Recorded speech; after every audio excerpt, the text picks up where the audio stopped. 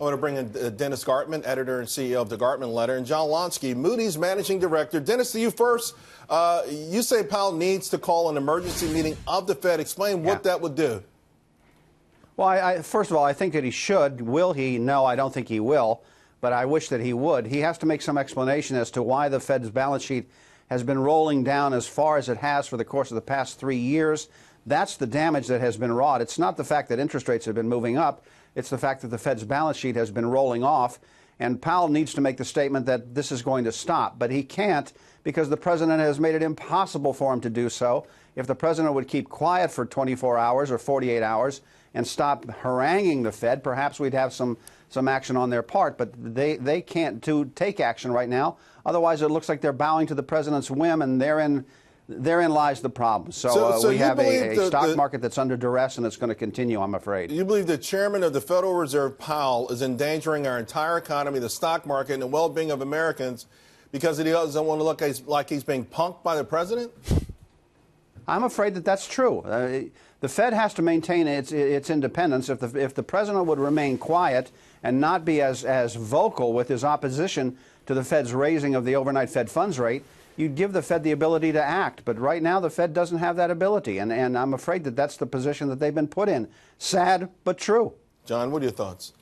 My thought would be that we do have precedents where, amid a strong economy, the Fed went ahead and cut rates because of financial market instability. 1998, the Fed cut rates when the U.S. economy cut rates.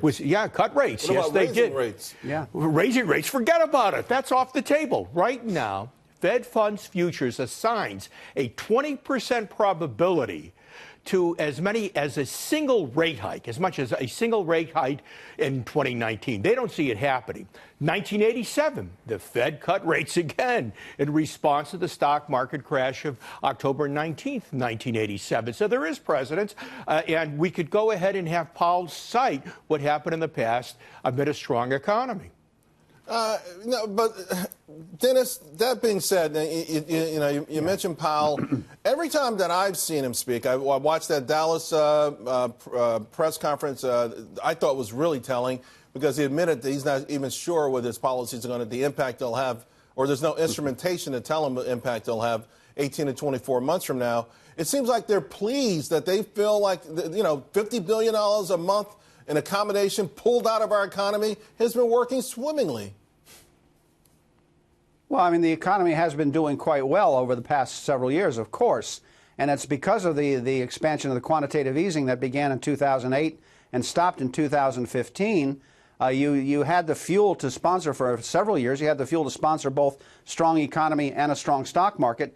Now that the fuel is being reduced, the economy can continue and may well continue for another couple of months to the upside, but you've taken enough fuel away that you can't sponsor both a strong stock market and a strong economy.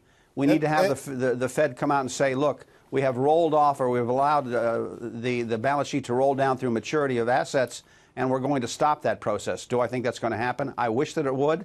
I hope that it shall. I'm afraid that it won't. Well, and of course, I think we all can acknowledge this all is a grand experiment. We've never been here before. And this is one of the things over the weekend, Treasury Secretary Steven Mnuchin. So he calls up these big banks and he's discussing liquidity. I guess the idea perhaps was to trigger some sort of calm. It didn't do that. Here's what Kevin Hassett had to say about all of it. Roll tape. Secretary Mnuchin is in constant contact with the financial community. He's friends with most of those folks. He himself operated in that space. And it's very normal for the Treasury Secretary to call people up and say, hey, how's Christmas looking? They've got credit card data. How are sales going? But to say, and hey, also, do you guys have enough cash any on problems? hand for... All right, John, listen, Hassett he wasn't going to go there. He wasn't going to touch anything with respect to the Federal Reserve. He eventually acknowledged higher rates at some point could really hurt the economy or hurt the slowdown. I'm concerned about these banks. Coming into the week, Goldman Sachs was down 37% this year. Goldman Sachs is getting hammered today. I'm not sure what's going on. Regional banks are getting hammered. They were supposed to be the winners this year. What's going on? Well, you know, we thought with improved capitalization, the banks were not going to be a problem moving forward. But according to the equity market, they are becoming a worry. And I think what we want to consider here, we no longer have a steep yield curve. We have a relatively flat yield curve that squeezes the margins, the profit margins banks get on loans. And there also appears to be some mounting concern regarding the underlying quality of the loans that these banks have provided. In some cases, they're loans to highly leveraged companies, junk bond companies, okay, the highly leveraged loan market, and perhaps in some cases, subprime auto loans, student loans, and the like. I want to add one thing on the corporate bond market. The month of December, we did not have a single high-yield bond offered by a U.S.-based corporation. All the high-yield bonds that we rated at Moody's in the month of December were, for the most part, from China, and we had one from the U.K. The last time we had absolutely no high-yield bonds offered in a single month, December 2008, which was right in the middle of the financial crisis. Wow. Dennis, what do you make of this? It's just something doesn't feel right about all of this. Obviously, Charles, it feels very, very bad.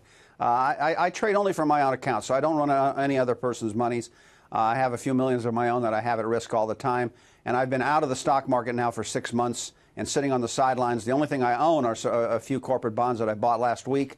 I think sadly, I think this is going to get worse before it gets better. I think we're in the midst of a protracted bear market. And bear markets usually take us down 25 to 30% from the peak, and I'm afraid that that's where we're going to go. So, no, this does not feel good. Things are not doing well in Washington, D.C. Geopolitical circumstances that prevail are ugly. I'd like to be happier at the turn of the year, but quite honestly, I can't be. Real quick, Dennis, we're running out of time, and I want to get you and John on this. Oil, you're known for your commodities. Investments. Yeah. It's up a little bit today, but we're talking $44 a barrel. A couple of months ago, we were talking about breaking out through 80 and going to $100. You bought some oil recently, I'm told. Do you think this is it? This might be the support point? I bought a little sand. One of the users or producers of sand that he used in fracking, but that's probably 5% of what I own. It's nothing. The problem that you have to be, the thing for people to watch is what the term structure is doing in the crude oil market. And crude is bidding for storage. The deferred months in futures are well above the nearby futures. As long as that continues, and as long as that continues to widen, it is detrimental. It is bearish for the oil market. Is oil cheap?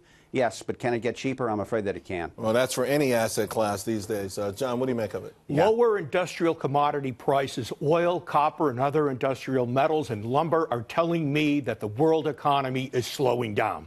If the world economy is slowing down, the U.S. economy is expected to slow. Corporate profits are expected to grow more slowly in 2019. Why are we talking about monetary tightening? Why are we talking about rate hikes? Why do we continue with quantitative tightening by the Federal Reserve, this release of tradable Treasury bonds into the market that pushes long-term interest rates higher? I think that's the main thing driving this market lower. We'll find out. Gentlemen, you are two of the best. We appreciate it. Dennis and John, thank you both.